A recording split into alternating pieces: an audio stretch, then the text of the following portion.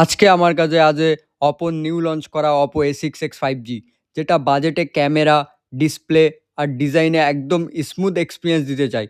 কিন্তু প্রশ্ন হলো, সত্যিই কি এই ফোনটা ভ্যালু ফর মানি, নাকি শুধু নামেই 5G? তো চলুন দেখে নিই এই ফোনের বক্সে আমরা কী কী পাবো। প্রথমে আমরা এখানে পাবো একটা 45 ওয়াটের সুপার ফাস্ট অ্যাডাপ্টার, যেটা ফোনটাকে দ্রুত চার্জ করবে, একটা সিম টুল আর একটা type A to C cable. এছাড়াও এর মধ্যে কিছু ডকুমেন্ট ও একটা সফট হোয়াইট কালারের কভারও আমরা পেয়ে যাব। তার মানে নতুন ইউজারদের জন্য একদম ফুল কমপ্লিট প্যাকেজ। ফোনটা হাতে নিলেই প্রথমে যে জিনিসটা তোমার অনুভব হবে সেটা হলো এর গ্লোজি ব্যাক আর ক্যামেরার আইল্যান্ডটা মিনিমাল লুকের জন্য একটা প্রিমিয়াম লুক দেয়। আর এটাতে তুমি হেডফোন জ্যাকও পাবে, আর এটাতে সিঙ্গেল স্পিকার আছে। ক্যামেরার যে লুকটা দেখতে পাচ্ছ, একটা প্রিমিয়াম লুক এনে দেয় এই ফোনটার। এছাড়াও এই ফোনটাতে স্ক্র্যাচ করেও আমি দেখছিলাম, এই ফোনটাতে কোনো রকম স্ক্র্যাচ পড়ছিল না। তো ব্যাকটা মোটামুটি তো ভালোই লাগছিল। এই ফোনটা হাতে নিয়ে একটু বাল্কি ফিল হচ্ছিল, কারণ এর ওয়েট হলো 212 গ্রামের ওয়েট। আর থিকনেস হচ্ছে 8.58 mm, মানে ভালোই মোটা। এই ফোনটা হাতে গ্রিপ করতে একটু আনকমফোর্টেবল ফিল হচ্ছিল। এরও কারণ আছে, কারণ এর ব্যাটারি আছে 6500 mAh-এর, ওই জন্য ফোনটা একটু মোটা করেছে। তো সেইখানে একটু গ্রিপ করতে আনকমফোর্টেবল হচ্ছিল, বাকি মোটামুটি ঠিকই আছে।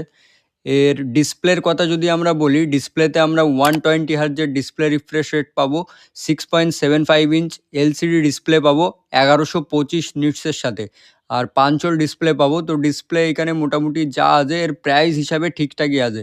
বাকি এর ডিসপ্লের ভিডিওর কোয়ালিটির কথা যদি আমরা বলি, তো ভিডিওতে মোটামুটি শার্পনেস, মিডিয়া কনজাম্পশন খুব ভালো পারফর্ম করে।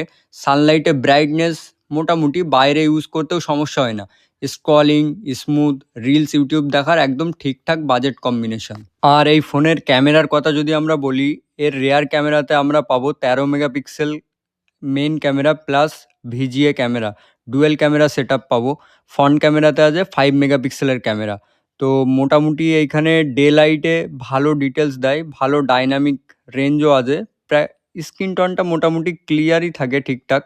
নাইট ফটোগ্রাফি অ্যাভারেজ, খুব বেশি নয়, কিন্তু বাজেটে ভালো। মোটামুটি সেলফি ক্যামেরাতেও সোশ্যাল মিডিয়ার জন্য একটা পারফেক্ট ছবি তুলে দেয়।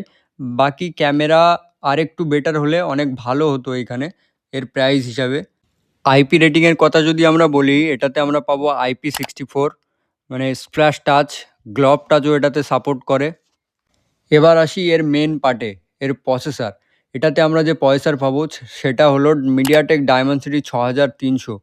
মানে মোটামুটি এই প্রসেসরের কথা যদি আমরা বলি, এটাতে হেভি গেমিং করার জন্য একদমই না।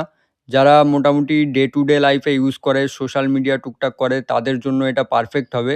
বাকি যারা হেভি গেমিং করে তাদের জন্য তো একদমই না। তাহলে অপো A6X 5G কাদের জন্য পারফেক্ট হবে? যারা ভালো ডিজাইন চায়, মোটামুটি একটা অ্যাভারেজ ক্যামেরা, স্মুথ ডিসপ্লে, একটা অলরাউন্ডার ফোন হবে, তাদের জন্য এটা পারফেক্ট হতে পারে। বাকি যারা হেভি গেমিং করে বা ডে টু ডে লাইফে অনেক বেশি ইউজ করে বা অনেক বেশি প্রেশারাইজ করতে যায় ফোনটাকে, তাদের জন্য অপো A6X 5G একদমই না। এই এই যে প্রাইস সেগমেন্ট, এই প্রাইস সেগমেন্টের মধ্যে অপোরই যদি ফোন নিতে চাও, তাহলে অপো K13X তোমার জন্য বেস্ট চয়েস হবে। বাকি এই ভিডিওটা কেমন লেগেছে কমেন্ট করে অবশ্যই জানাবে।